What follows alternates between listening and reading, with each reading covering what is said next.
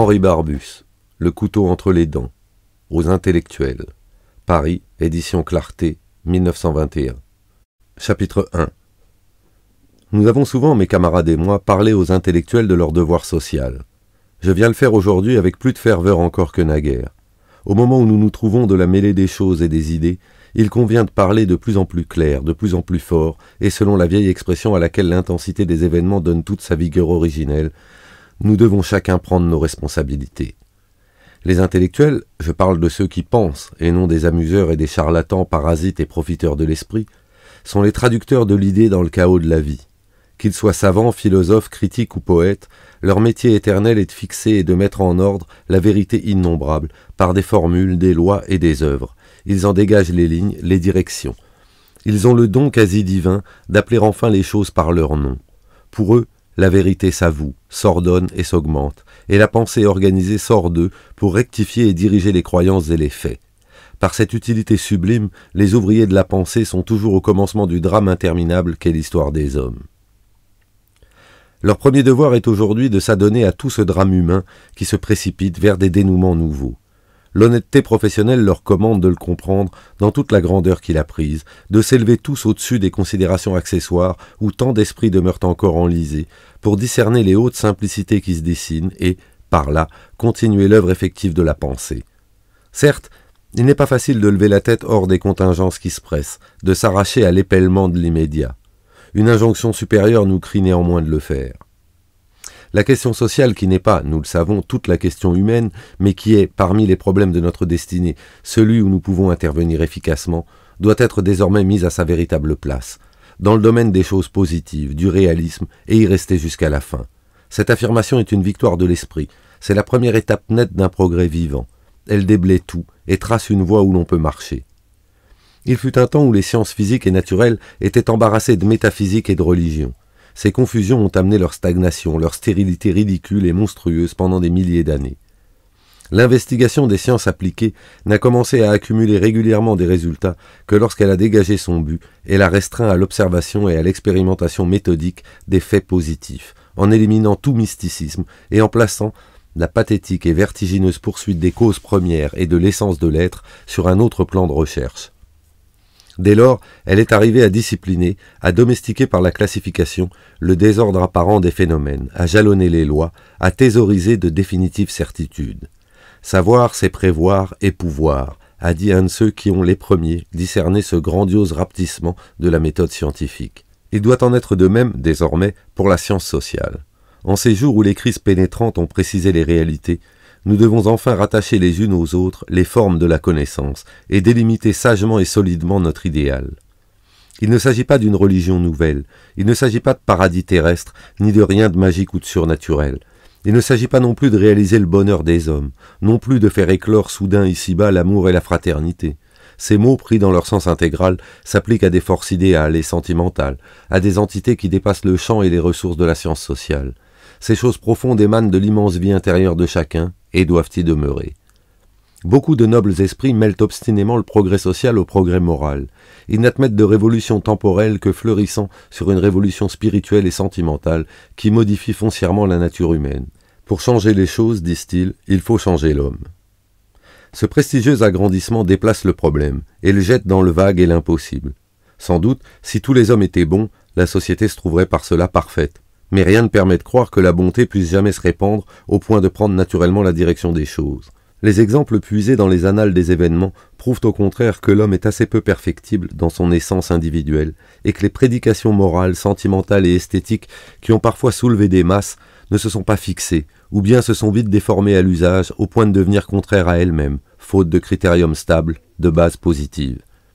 Cette conception sentimentale, où s'acharnent, sans fraterniser, les moralistes nébuleux et les théoriciens libertaires, n'a socialement qu'une valeur momentanée d'opposition, de résistance au mal, qu'une influence destructive, utile mais provisoire. Au seuil de la réalisation à pied d'œuvre, la confusion dont elle est entachée la paralyse.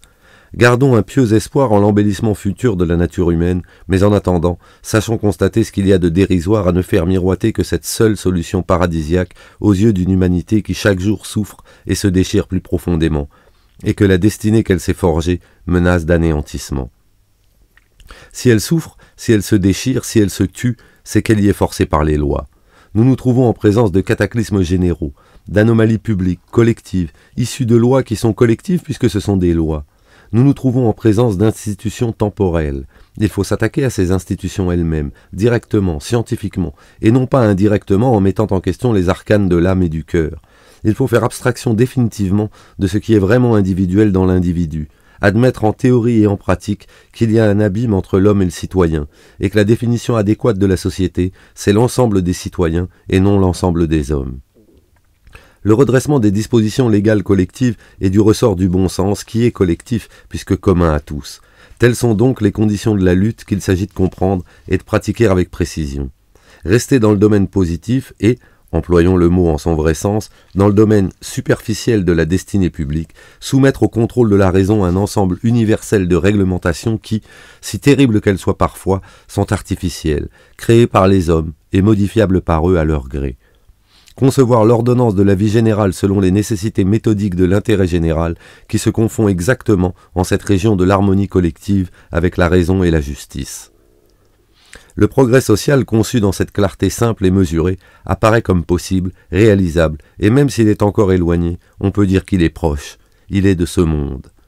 Tout esprit sain peut s'en emparer d'avance, et il n'y a plus outrecuidance à employer le grand mot de vérité, et à prétendre qu'on la détient, dès lors qu'on la dessine dans des limites effectives et raisonnables. Et cela suffit à bouleverser de fond en comble l'ordre existant. Le « sait-on jamais », si honorable, si grave lorsqu'il s'applique à l'énigme de Dieu ou au rapport enseveli du monde extérieur et du monde psychique, est ridicule devant les injonctions du bon sens, comme devant les signes arrêtés de l'arithmétique et de l'algèbre. Cette humilité-là se trompe d'objet, et il y aurait lieu d'en rire si ce n'était pas une maladie épidermique. Sans qu'il soit nécessaire que l'homme de pensée entre dans l'action par l'action, il doit au moins y entrer par la pensée. Les intellectuels doivent s'habituer à vaincre leur méfiance, leur peur de la vérité pratique, et mettre le réalisme là où il faut qu'il soit. Ce n'est que de la logique. Une idée juste porte des conséquences réalistes, sinon ce n'est socialement qu'un mensonge. La détourner de ses conséquences ou distinguer mal celle-ci, estimer que la tâche s'arrêtant de ça, c'est commettre une faute contre la pensée elle-même. La plupart des hommes, les intellectuels en tête, professent du mépris pour la politique. Il semble qu'il y a là, à leurs yeux, un ordre des choses d'une espèce particulière dont la vulgarité les offusque. Cette erreur, qui dans les conditions où se poursuit aujourd'hui la lutte inégale du bien et du mal, devient une mauvaise action, n'est qu'un signe de myopie aristocratique, ou bien un prétexte trop explicable et peu excusable pour demeurer commodément réfugié dans les phrases et dans les nuages. Quant à généraliser à l'activité politique elle-même les tares, les pièges, les petitesses, les défaillances de certains politiques ou de certains politiciens, c'est un sophisme enfantin indigne de l'esprit. Si le monde vivant doit s'ordonner autrement, ou s'il doit rester ce qu'il est, ce sera par des mesures politiques, et toutes les paroles ne changent rien à cette évidence. Faire de la politique, c'est passer du rêve aux choses, de l'abstrait au concret. La politique, c'est le travail effectif de la pensée sociale. La politique, c'est la vie. Admettre une solution de continuité entre la théorie et la pratique, laisser à leurs seuls efforts, même avec une aimable neutralité, les réalisateurs, et dire « nous ne connaissons pas ces hommes-là », c'est abandonner la cause humaine. Chapitre 2. L'ensemble des institutions sociales est absurde. Elles sont iniques, elles sont meurtrières, mais parce qu'elles sont avant tout absurdes. La loi qui régit les ensembles devrait être conforme aux aspirations, aux besoins de l'ensemble, ou tout au moins comporter un maximum d'adaptation à ces besoins. Or, elle se présente partout, au contraire, comme un régime de coercition injustifié, exercé par une minorité sur la grande majorité des vivants. Les institutions ont toujours tendu, et tendent toutes, sous des appellations et des modalités diverses, à assurer l'intérêt de quelques individus au détriment de l'intérêt général. Les hommes sont conduits, utilisés et classés malgré eux-mêmes et contre eux-mêmes. Les hommes sont des instruments, des armes, ou simplement des chiffres, maniés par quelques potentats. Le dessein de la réglementation collective est une géométrie pleine de lacunes grossières, de fautes de calcul manifestes, qui ne s'ajustent pas à la droiture immuable des principes rationnels. Il n'y a aucune raison, ni dans la vérité spirituelle et morale, ni dans la réalité, qui justifie la continuation de cette anomalie démesurée. Il n'y a aucun motif valable pour qu'elle demeure la loi, car l'ensemble spolié pourrait rectifier l'injustice universelle s'il en avait la volonté. Mais il l'a subi et continue à faire avec sa misère et son sang la gloire de ses rois et les affaires de ses financiers qui ont remplacé les rois dans la civilisation démocratique moderne. Les ruines et les massacres des masses ont résulté logiquement de cet état des choses, qui s'est traduit non moins logiquement depuis toujours par la prospérité de l'oligarchie des parasites et des privilégiés. C'est là un prolongement, une généralisation révoltante de la loi animale du plus fort. Il est probable que la prééminence de la force physique a édifié la domination et la hiérarchie, et instauré la notion d'autorité dans les toutes premières agglomérations d'hommes, comme dans le reste de l'échelle des êtres. Phénomène normal, pour ainsi dire organique et automatique, imposé par la loi de la nature. Mais lorsque les sociétés sont devenues plus complexes et plus centralisées, le privilège des maîtres a continué à s'exercer sans être étayé par les mêmes raisons sommaires et péremptoires. L'ordre des facteurs s'est renversé. C'est la force qui a obéi. La loi des maîtres, quoique n'étant plus en réalité celle du plus fort, a duré. Elle a duré parce que c'était la loi, et elle a puisé dans cette situation de fait toute sa puissance artificielle. L'élan a duré par la force d'inertie, par la force et la faiblesse de l'habitude. La loi a dit « je veux ». Elle s'est installée et elle s'est transmise. Elle est devenue le monopole et la propriété d'une famille, d'une dynastie, d'une caste, dont l'usage, dont la croyance ont ensuite consacré et éternisé l'usurpation. Le privilège est sorti de lui-même, s'est sanctifié parce que c'était le privilège. Il a imposé la superstition, puis le culte et la pratique de la tradition. Il s'est fabriqué l'immortalité. Il y a là un non-sens, une sorte d'escamotage, de piège, qui explique l'immense contradiction où se débattent depuis les destinées de l'humanité. Le même illogisme, consolidé par les mêmes aberrations, se lit dans les conditions pratiques de la vie sociale. L'argent, la monnaie, était à l'origine un signe adéquat de quelque chose de positif, un travail, un effort réel. Il permettait au travail de chacun de se combiner avec le travail des autres. C'était un instrument d'intérêt public. À mesure que le perfectionnement de la vie collective entraînait la division du travail et la multiplication de l'échange, l'argent a perdu ses attaches avec l'effort créateur. Il est devenu une sorte de talisman, une force autonome qui s'aumente par elle-même, règne par elle-même, par suite d'opérations artificielles indépendantes de la production, et qui, non seulement sont en marge de l'intérêt collectif, d'où l'argent tirait sa seule raison d'être, mais qui lui sont le plus souvent contraires, car l'argent spéculation diminue la valeur de l'argent travail et écrase la force productrice. C'est là un exemple d'autocratie arbitraire et insensée dans les choses. Chapitre 3. L'étrange réseau de contraintes qui enserre la vie universelle contre la raison, selon des raisons de fait inadmissibles en soi, et dont les conséquences sont manifestement néfastes à l'ensemble vivant. Les mesures légales qui le consacrent, les légendes sur lesquelles il s'appuie, ont suscité au cours des âges les étonnements et les protestations de l'esprit. À vrai dire, le talent et le génie littéraire, ces exceptions rayonnantes, ont été presque généralement asservis au pouvoir, ou aux préjugés, ce qui est la même chose. Un des caractères que Sainte-Beuve assigne avec raison aux apogées classiques, c'est d'être en accord avec les pouvoirs dirigeants. Les écrivains les plus admirés n'ont guère fait que sanctifier la mode. Les protestataires n'ont été qu'une exception dans l'exception. Les plus brillants poètes n'ont guère brillé par l'intelligence générale, ni par l'indépendance de caractère, et celle-ci ne signifie rien sans celle-là. Ils ont bien émis des plaintes harmonieuses et pathétiques sur la barbarie ou la folie ou la sottise des hommes. Ces plaintes sont restées de vaines paroles, parce qu'elles s'attaquaient aux conséquences et non aux causes. Les causes gisent dans les institutions, et si l'on a permis aux écrivains et s'ils se sont permis de se donner libre carrière dans les sphères de la morale transcendante ou bien dans le département des mœurs, ils n'ont pas su ou pas osé aborder les institutions, la zone des choses sérieuses et positives. Le vague écho de la douleur humaine que perpétuent les chefs-d'œuvre ne vaut pas plus que cette douleur elle-même pour arrêter les malheurs factices qui sortent fatalement de la machination sociale. La comédie qui flagelle l'abus social vaut par elle-même, mais elle ne tire pas à conséquence si elle ne montre pas d'où vient l'abus. Les écrivains, les artistes, les penseurs ont, dans leur révolte contre le mensonge social, commencé par la fin. Ou bien ils ont cherché un autre monde que celui-ci pour y installer leurs croyances. Les moralistes se sont détournés des conditions de l'organisation temporelle qui apparaissaient aux Zénon, aux Épicures comme au Jésus-Christ, trop formidables et intangibles. Ils en ont détourné l'homme pour le pousser en lui-même et lui faire trouver, dans la pratique de la sagesse, dans l'équilibre intérieur, dans l'espérance surnaturelle, la résignation à sa destinée terrestre.